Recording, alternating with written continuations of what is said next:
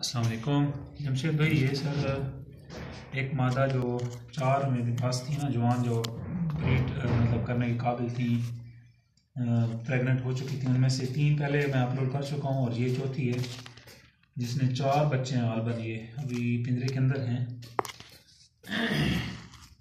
ये गालबन 4 बच्चे हैं जिसके इसने अभी ब्रीड कर लिए।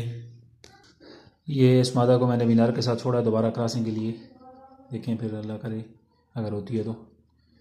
ये अपडेट्स हैं जी, नई रजिस्ट्रेशन है ये। और ये आज से 20 दिन पहले जो मैंने आपके साथ रजिस्टर करवाए थे, ये अभी बनीज देखें बाहर आ रहे हैं डब्बे से। माशाल्लाह सारे सेहतमंद हैं, ठीक हैं।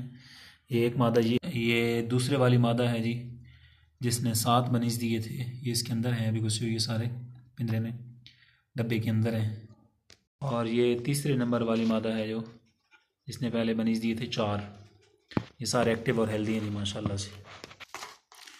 ये टोटल अपडेट्स हैं जी मेरी, इनको अपने पास महफूज कर लें। और एक नई रजिस्ट्रेशन है जिसमें 4 बनीज